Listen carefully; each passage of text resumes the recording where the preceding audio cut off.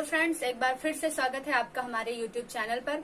तो अभी हम जैसे कि हिंदी साहित्य का इतिहास कवर कर रहे हैं, तो गद्य का कंप्लीट हो चुका है, काव्य में एंटर कर चुके हैं और उसमें हम आज पढ़ेंगे भक्ति काल।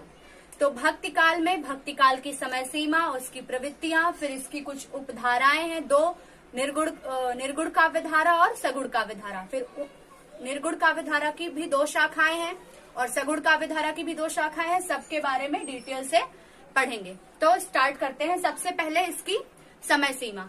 तो जो भक्ति काल की समय सीमा है वो है 1350 ईस्वी से 1650 ईस्वी।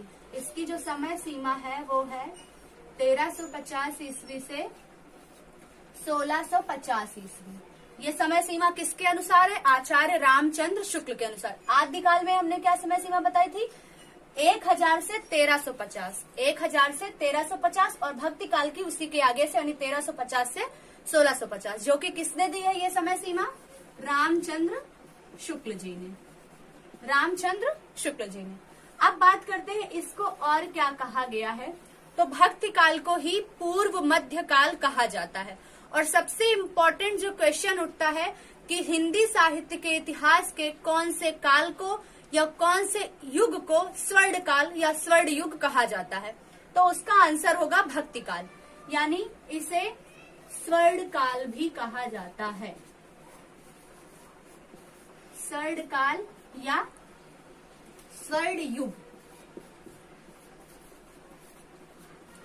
और है पूर्व मध्य काल।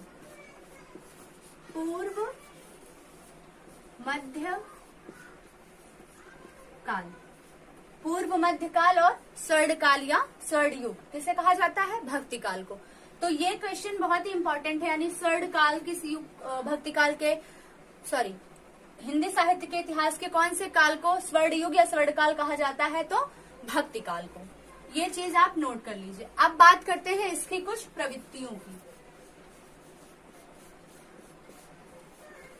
प्रवृत्तियां यानी विशेषताएं। पहले भी बताया मैंने, कंफ्यूज मत होना, अगर उसमें दे देता है एग्जाम में कि विशेषताएं लिखिए तो विशेषता यानी प्रवृत्तियां, या फिर प्रवृत्तियां दे देता है तो प्रवृत्तियां यानी विशेषताएं। विशेषता मतलब उसकी क्या क्वालिटीज हैं ये हमको इसमें बताना है। तो भक्ति काल की जो प्रमुख विशेषता है वो सबसे पहला है कि ईश्वर में सहज भक्ति। भक्ति काल यानी भक्ति भावना ही रहेगी। तो पहला है ईश्वर में सहज भक्ति या विश्वास। ईश्वर में सहज विश्वास। अब फिर दूसरी है निराकार ब्रह्म की उपासना। निराकार ब्रह्म की उपासना। चूंकि इसकी दो काव्य धाराएं हैं, एक निर्गुण काव्य धारा और एक सगुण काव्य धारा। तो निर्गुण काव्य धारा में निराकार ब्रह्म की ही उपासना की गई है, तो ये भी इसकी एक विशेषता हुई। फिर है गुरु की महत्ता। गुरु की महत्ता या महिमा। गुरु की महत्ता या महिमा का भी वर्णन है। फिर नंबर 4 है जाति पात का विरोध। जाति पात का विरोध यानी वर्ग जाति को लेकर विरोध भी बताया गया है। जाति पाति का विरोध। तो ये हो गई 4 इसकी कुछ प्रमुख विशेषताएं। ईश्वर में सहज विश्वास, निराकार ब्रह्म की उपासना, गुरु की महत्ता या महिमा और फिर जाति पाति का विरोध। ये हो गई इनकी विशेषताएं। तो अब हम बात करते हैं इस काल के प्रमुख कवियों की। तो कवि जो है उसको हम पहले इनके जो उपधारा है, काव्य धारा है और शाखा है, उसी के अनुसार कवियों के बारे में और उनकी रचनाओं को पढ़ेंगे।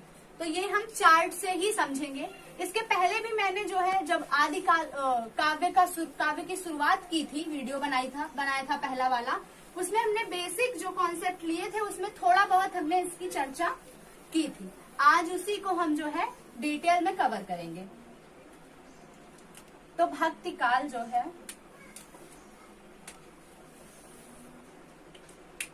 इसकी दो काव्य धारा है। पहला है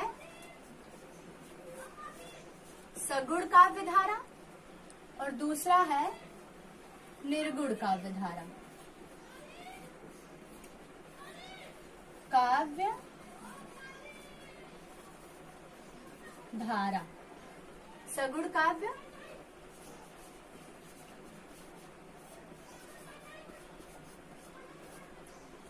तो सगुण का मतलब है इसमें क्या है, सगुण काव्य धारा जो है इसमें ईश्वर के साकार रूप का वर्णन किया गया है। साकार रूप यानी मूर्ति पूजा, जो मतलब ईश्वर को माना गया है कि हाँ उनके हाथ पैर नाक मुंह सब है, साकार रूप का वर्णन किया गया है, तो वो है सगुण काव्य धारा।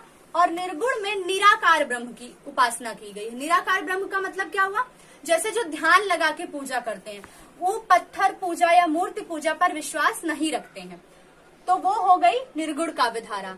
जैसे कहा है ना कि पाथर पूजे हर मिले तो मैं पूजू पहाड़, तो वही चीज है कि उसमें जो है वो मूर्ति पूजा पर विश्वास नहीं करते हैं, निराकार ब्रह्म पर विश्वास करते हैं। तो इसमें उस चीज का वर्णन दिखाया गया है निर्गुण काव्य धारा में।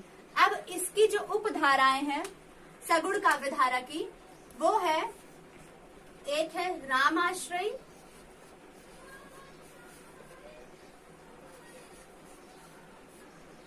रामाश्रयी या राम मार्गी, राम मार्गी। और दूसरी जो है वो है कृष्णाश्रयी या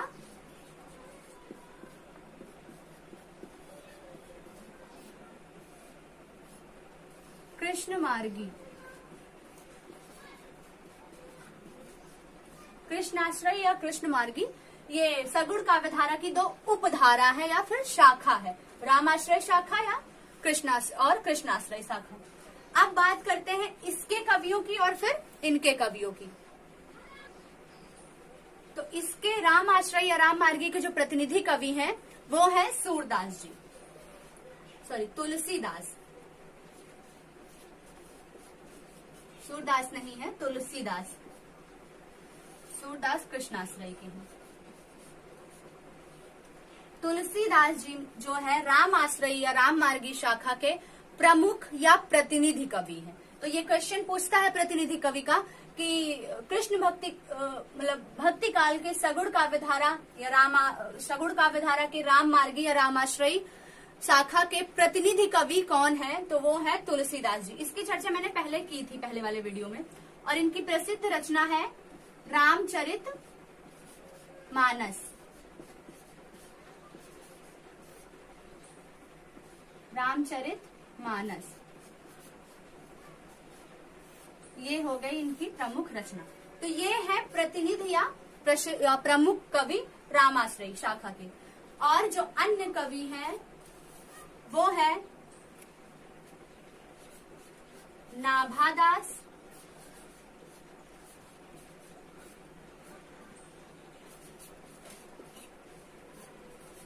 अग्रदास, और भी हैं उसमें है प्राणचंद्र चौहान, प्राणचंद्र चौहान, और एक है ईश्वर दास। क्या नाम है इनके, नाम में ही ईश्वर है, ईश्वर दास। तो ये हो गए इसके कुछ अन्य कवि। यानी रामाश्रय शाखा के जो कवि है प्रतिनिधि कवि है वो तुलसीदास, और अन्य कवियों में आते हैं नाभादास, अग्रदास, प्राणचंद्र चौहान और ईश्वरदास। ये हो गए इस शाखा के कुछ अन्य कवि। नाभादास जी की जो प्रसिद्ध रचना है वो है अष्टयाम। अष्टयाम क्वेश्चन पूछा जाता है कि अष्टयाम के लेखक रचनाकार या कवि कौन है। तो ये हो गई बात राम मार्गी शाखा की, जो कि है सगुण काव्य धारा की उपधारा। अब बात करते हैं कृष्णाश्रय शाखा की। तो जो कृष्णाश्रय शाखा है, अष्ट छाप के जितने कवि हैं वो सारे किसमें आते हैं, कृष्णाश्रय शाखा में। अष्ट छाप के कवियों से कम 3-4 प्रकार से क्वेश्चन बनते हैं। जैसे पहला कि किन्हीं दो अष्टछाप के कवियों के नाम लिखिए, या फिर निम्नलिखित में से, मान लीजिए 3-4 ऑप्शन दे दिए, निम्नलिखित में से अष्टछाप के कवि कौन है, या फिर विट्ठल नाथ जी के शिष्य कौन है, या वल्लभाचार्य जी के शिष्य कौन है। ये सब जो है अष्टछाप से ही क्वेश्चन उठते हैं। तो जितने भी अष्टछाप के कवि हैं वो सारे क्या है, कृष्णाश्रयी शाखा के कवि हैं। तो ये सब उसी में आ जाएंगे। तो इसको हम समझते हैं थोड़ा इधर करके, इसको मिटा दे रही हूँ, आप चार्ट जो है बनाते जाइए साथ साथ में।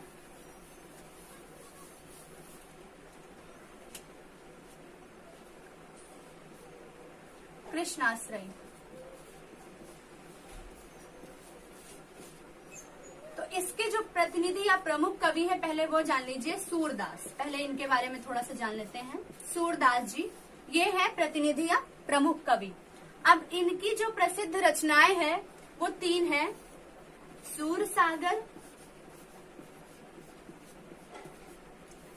साहित्य लहरी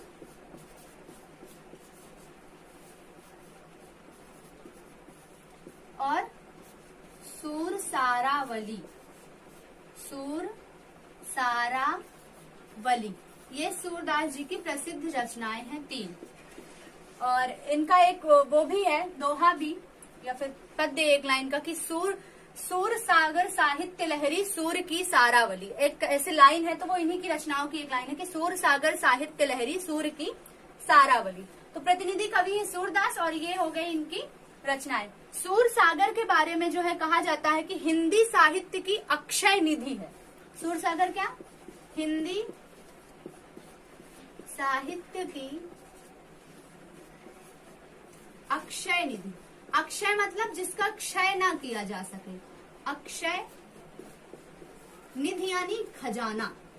अक्षय निधि ऐसा खजाना जिसका क्षय ना किया जा सके, क्षरण ना किया जा सके, वो सूर सागर के बारे में कहा जाता है इनकी रचना। जिसमें जो है 1.25 लाख पद होने का दावा किया जाता है, किंतु जो प्राप्त पद है वो मात्र 10,000 पद ही प्राप्त होते हैं। 1.25 लाख पद ऐसा कहा जाता है कि सूर सागर में 1.25 लाख पद हैं, लेकिन जो मिले हैं प्रमाणित रूप से वो सिर्फ 10,000 पद ही हैं। तो ये भी एक क्वेश्चन बन सकता है इसमें से। अब बाकी इसके अन्य कवि यानी अष्टछाप के कवि, एक छोटी सी ट्रिक से समझेंगे, ताकि अगर ऑप्शन में देता है कि अष्टछाप के कवि कौन है निम्नलिखित में से, तो वो आपका गलत ना हो। अष्टछाप के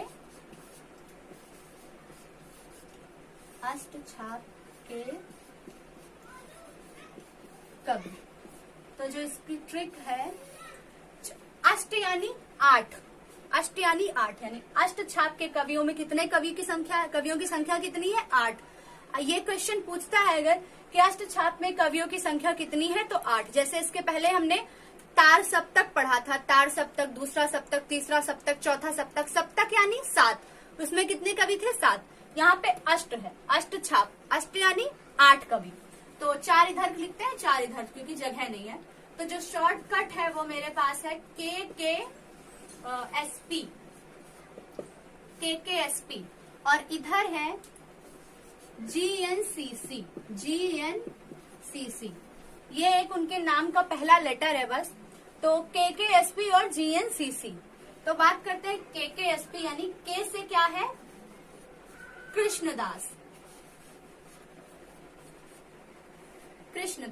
फिर दूसरे के से क्या है, कुंभनदास।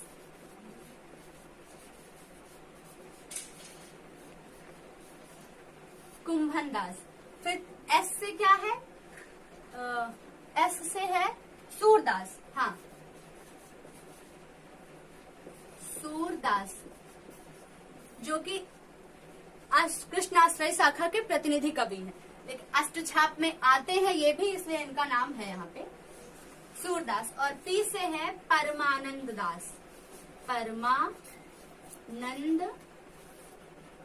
दास। एक अभी ये कंप्लीट हो जाए तो फिर बताते हैं कि कैसे क्वेश्चन फंसाते हैं, कहाँ से, चूंकि दास करके है तो क्वेश्चन फंसाते बहुत है। परमानंद दास, ये हो गए KKSP, कृष्णदास, कुंभनदास, सूरदास और परमानंद दास। अब बात करते हैं GNCC की। तो G से है गोविंद स्वामी। ये दास नहीं है, गोविंद स्वामी, एन से नंद दास, नंद दास, सी से चतुर्भुज दास, चतुर्भुज दास, फिर सी से छीत स्वामी, छीत स्वामी, छीत स्वामी। अब देखिए GNCC KKSP, इसको मैंने अलग अलग इसलिए भी लिखा है क्योंकि अष्ट छाप के जो 8 कवि हैं, इसमें 4 कवि जो हैं वो विट्ठल नाथ के शिष्य हैं और 4 कवि वल्लभाचार्य के शिष्य हैं। तो पूछ लेते हैं, ऐसे 4 ऑप्शन दे दिए, मान लो 3 जो है विट्ठल नाथ के दे दिए और 1 वल्लभाचार्य के शिष्य दे दिए, और पूछ लिया कि निम्नलिखित में से वल्लभाचार्य के शिष्य कौन से हैं, तो वो डिफाइन करना थोड़ा मुश्किल हो जाता है, इसलिए मैंने इसको अलग अलग लिखा है ताकि आप समझ सके कि कौन किसके हैं। अब वो कैसे समझेंगे ये देखिए, जैसे इसमें हमारे पास है एन, एन यानी ये, हाँ एन ऐसे बनाते हैं, इसको अगर हम ये मिटा दे तो ये क्या बना, वी, क्या बन रहा है, वी, वी यानी विट्ठल नाथ, स्वामी विट्ठल नाथ, यानी ये 4 शिष्य यानी GNCC जो है वो विट्ठल नाथ के शिष्य हैं। किसके हैं, गोस्वामी विट्ठल नाथ। अब यहाँ पे देखिए जो ये के है उतना अच्छा नहीं बनेगा, लेकिन अगर हम बनाए तो देखो ये इजिली क्या बन रहा है, बी, क्या बन रहा है, बी, के को हम बनाए तो ये देखो बी, राइटिंग पे नहीं जाना लेकिन अगर बनाते हैं तो बन जाता है आराम से बी, तो बी से क्या हो जाएगा, वल्लभाचार्य, वी से, बी से वल्लभाचार्य और वी से विट्ठलनाथ, गोस्वामी विट्ठलनाथ। तो GNCC विट्ठलनाथ के शिष्य हैं और KKSP वल्लभाचार्य के शिष्य हैं। तो आई थिंक ये आपका क्लियर हो गया होगा कि अब शिष्य में आपका नंबर नहीं कटेगा कि कौन से किसके शिष्य हैं, GNCC विट्ठलनाथ, KKSP वल्लभाचार्य। तो ये हो गया शिष्य का। अब देखिए ये क्वेश्चन फंसाते, तो चूंकि इसमें देखो अष्टछाप के कवियों में दास दास दास अधिकतर जो है दास, कितने सारे अधिकतर मतलब 1 2 3 4 5 कवि जो कवि हैं उसमें दास आता है। तो कभी कभी नाभा दास और अग्रदास को दे देता है, यानी ऑप्शन में बोलेगा ये दे दिया गोविंद स्वामी और छीत स्वामी और कोई और ले लो जिसमें दास ना हो, ये नहीं है, गोविंद स्वामी और छीत स्वामी ये 2 लिख दिए और एक मान लो नंद दास लिख दिए, कोई भी दास लिख दिए और एक चौथा लिख दिए नाभा दास, नाभा दास या फिर अग्रदास, इन दोनों में से किसी एक का नाम दे दिए।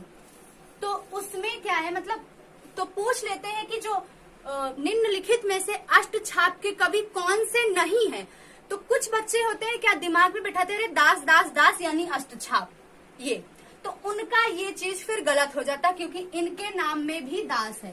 तो ये आपको ध्यान रखना है कि नाभा दास और अग्रदास कृष्णाश्रयी शाखा के नहीं है, यानी अष्टछाप के भी नहीं है, क्योंकि ये राम आश्रयी शाखा के अभी बस थोड़ी देर पहले हमने पढ़ा राम आश्रयी शाखा में आते हैं नाभा दास और अग्रदास।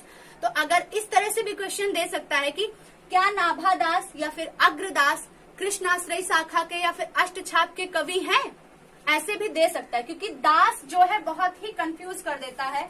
8 में से 6 जो है दास के नाम से है, तो इसलिए याद रखना नाभा दास और अग्रदास नहीं है, कृष्णाश्रयी शाखा के कवि नहीं है।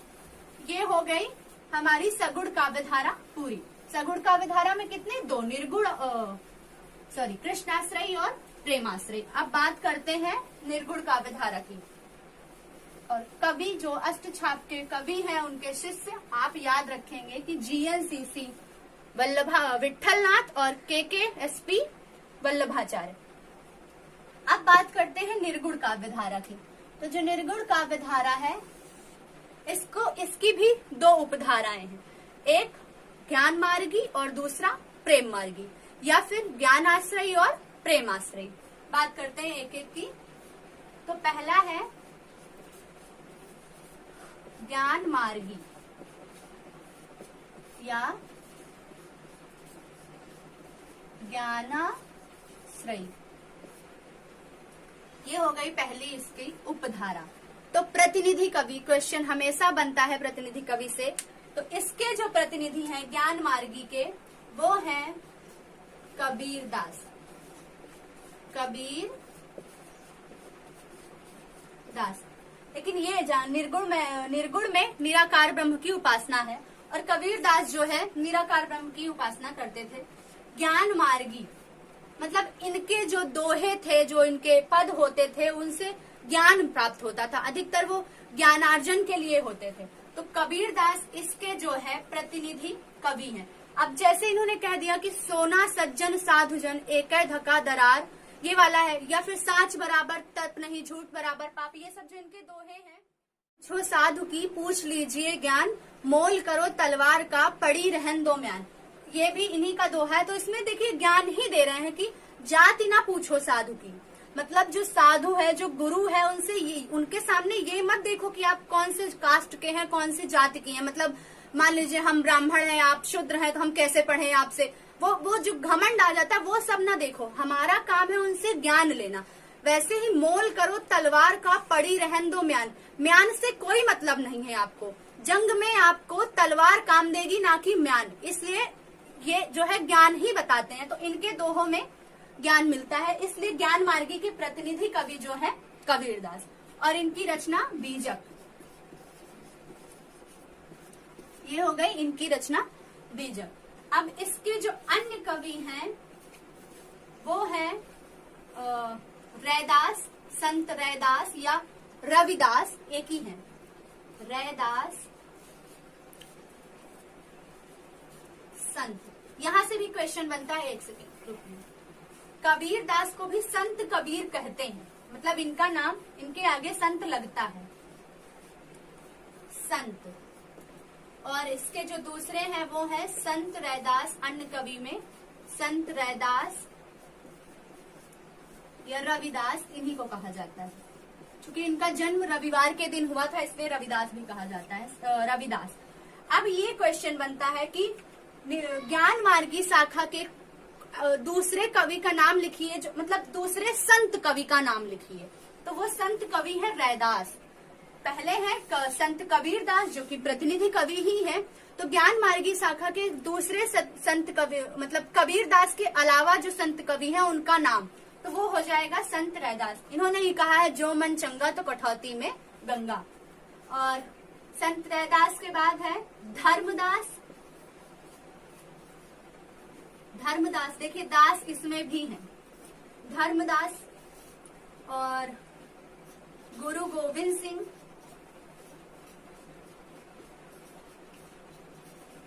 गुरु गोविंद सिंह। प्रसिद्ध इनकी जो है पुस्तक वो है गुरु ग्रंथ साहिब, गुरु ग्रंथ साहिब इनकी प्रसिद्ध रचना है। तो ये हो गए अन्य कवि, संत रैदास, धर्मदास और गुरु गोविंद। और भी हैं, वो हैं सुंदर दास और दादू दयाल। दादू दयाल भी ज्ञान मार्गी के ही हैं। दादू दयाल 4 नंबर, दादू दयाल 5। और मलूक दास, मलूक दास, नाम इनका मलूक दास है, लेकिन दोहे में जो है इन्होंने कहा है दास मलूक का कह गए सबके दाता राम, इन्हीं का है वो, मलूक दास इनका नाम है। तो ये जो है ज्ञान मार्गी कृष्ण भक्ति काल के निर्गुण काव्यधारा के ज्ञान मार्गी उपधारा के जो है कवि हैं मलूक, दादू दयाल और रैदास, धर्मदास, गोविंद सिंह और प्रतिनिधि कवि कबीर दास। अब दूसरी जो इसकी उपधारा है वो है प्रेम मार्गी। प्रेम मार्गी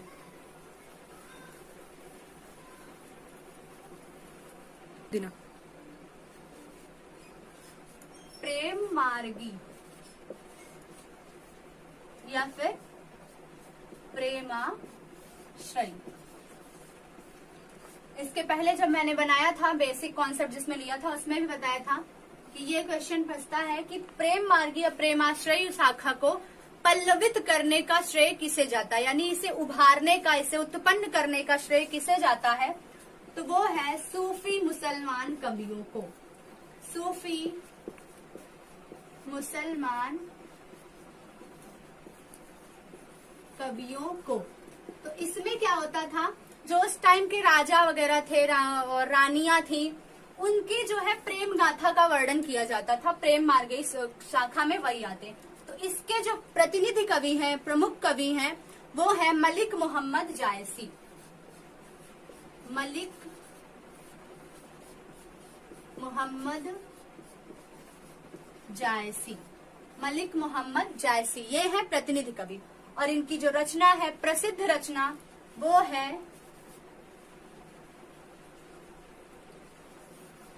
पद्मावत।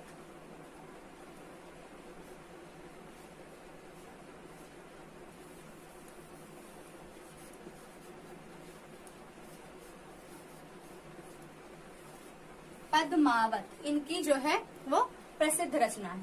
अब पद्मावत भी क्या से एक क्वेश्चन है कि ये हिंदी साहित्य का पहला बड़ा महाकाव्य है। महाकाव्य। अब देखिए, टोटल हमने अभी तक जितने वीडियो बनाए हैं उस सब में से हमारे पास पहले महाकाव्य से रिलेटेड 3 क्वेश्चन आ चुके हैं। ये हमारा तीसरा क्वेश्चन है। तो एक बार हम उनको तीनों को क्लियर कर लेते हैं। तो प्रथम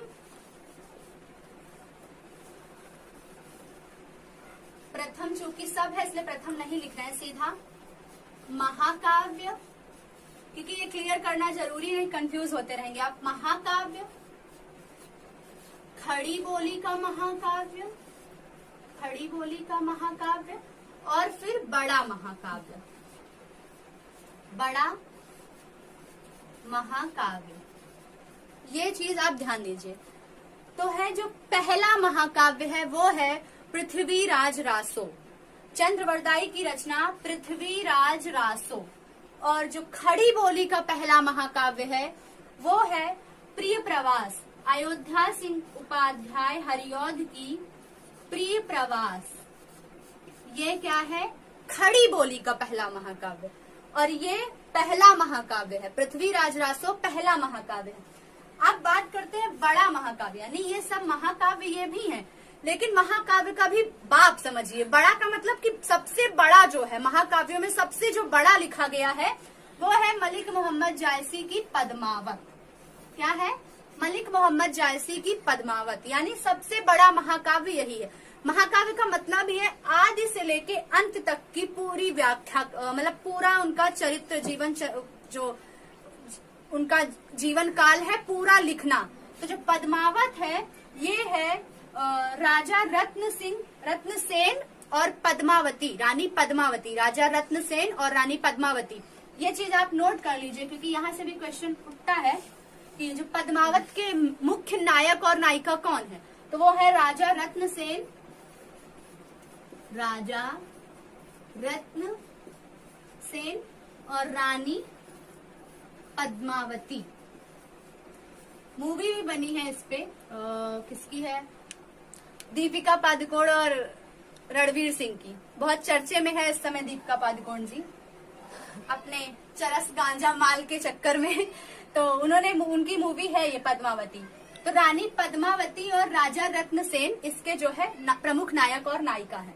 फिर ध्यान दीजिए कि पहला महाकाव्य है पृथ्वीराज रासो, चंद्रबरदाई, और खड़ी बोली का है वो है प्रिय प्रवास, और सबसे बड़ा महाकाव्य जो पहला लिखा गया वो है पद्मावत, किसकी, मलिक मोहम्मद जायसी की। तो पद्मावत से कौन कौन से क्वेश्चन, कि सबसे बड़ा महाकाव्य कौन सा है, पद्मावत, और इसके मुख्य नायक नायिका कौन है, तो रत्नसेन और रानी पद्मावती, इसके रचनाकार मलिक मोहम्मद जायसी।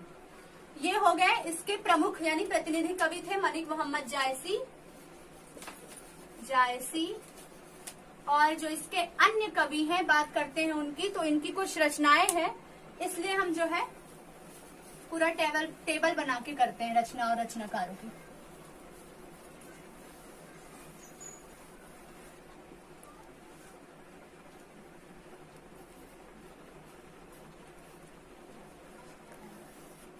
तो ये है इसके अन्य कवि, ये रचनाकार हैं और ये इनकी रचनाएं। तो पहला है कुतबन। कुतबन की रचना क्या है? मृगावती। इसको देखो, याद करने का तरीका है मेरे पास, बाकी का तो नहीं है लेकिन इसका है। वन यानी क्या है? वन।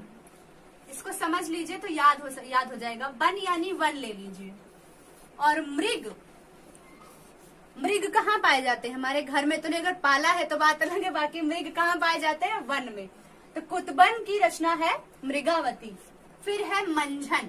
मंझन मधुमालती। और शेख नबी ज्ञानदीप। शेख नबी की रचना है ज्ञानदीप। फिर कासिम शाह। कासिम शाह यानी हंस जवाहिर। इनका आप बहादुर शाह जफर से याद कर लीजिए। कैसे? ये देखिए, बहादुर शाह जो मतलब शाह का ये आ जाएगा और जफर यानी यानी जवाहिर, जैसे आपको समझ में आए। कासिम शाह के जो रचना है वो है हंस जवाहिर। फिर है नूर मोहम्मद इंद्रावती। नूर मोहम्मद की रचना क्या है? इंद्रावती। इसको याद कर सकते हैं, जो इंद्र है उनको अप्सराएं पसंद थी, जो भी है उनका डांस वांस देखते थे, तो वो अप्सराओं में नूर रहता था ना, नूर यानी तेज प्रकाश, तभी तो वो उनको पसंद करते थे। इससे आप याद कर सकते हैं नूर मोहम्मद यानी इंद्रावती। तो ये हो गए अन्य जो कवि है वो प्रेम मार्गी के। इस काल में मतलब भक्ति काल अब हुआ पूरा हमारा कंप्लीट। क्या क्या कवर किया हमने? इसकी समय सीमा, इसकी प्रवृत्तियां और फिर इसकी काव्यधारा और काव्यधारा की उपधाराएं। तो ये भक्ति काल हमारा पूरा इसमें कंप्लीट हो गया। अब इसके बाद हम पढ़ेंगे रीतिकाल। तो इसको तब तक आप नोट करते रहिए, पढ़ते रहिए, हंसते रहिए, मुस्कुराते रहिए। एक बात और रुकी, आज जाएंगे नहीं, वो ये कि अगर आपको इतिहास से 10 में से 10 क्वेश्चन पूरे लाने हैं, यानी जो 10 नंबर के स्टार्टिंग के क्वेश्चन होते हैं, देख के ही भैया पेपर बहुत कठिन आया है, हमसे ना हो पाएगा करने लगते हैं, क्योंकि वो इतिहास के क्वेश्चन थोड़ा टफ होते हैं, अंदर से उठा के दे देते हैं और स्टार्टिंग के रहते हैं। इस वजह से कहीं ना कहीं अगर वो हमारा गलत होने लगता है तो बाकी का जो पेपर है बचा हुआ वो आते हुए भी गलत हो जाता है। इसलिए वो 10 के 10 नंबर पूरे कवर हो जाए। आप जो है हिंदी साहित्य का इतिहास पूरा जो मैंने डाला हुआ है, पूरा एक तरफ से उसकी नोट बनाइए, पूरा कवर करिए, याद करिए। गारंटी देते हैं कि 10 के 10 नंबर आपके कहीं नहीं जाएंगे। अब ये नहीं कि आप लिख के कॉपी बंद करके रख दो, तब तो नहीं मिलेंगे, लेकिन अगर आप याद करते हैं तो इससे बाहर कुछ नहीं आने वाला है, क्योंकि मैंने पहले ही बताया था 6 बुक्स पढ़कर मैंने नोट्स तैयार की है। तो कोई भी टॉपिक, कोई भी चीज मैंने छोड़ी नहीं है और हर चीज आपको दे भी रही हूँ। इसलिए उसको अच्छे से नोट करिए और पढ़ते रहिए। तब तक के लिए हम चलते हैं। अरे लाइक, शेयर, सब्सक्राइब करना ना भूलें। चैनल को आप सब्सक्राइब कीजिए, बेल आइकन जरूर प्रेस कीजिए, तभी आपको आने वाली वीडियोस मिलती रहेंगी। और लाइक कीजिए, शेयर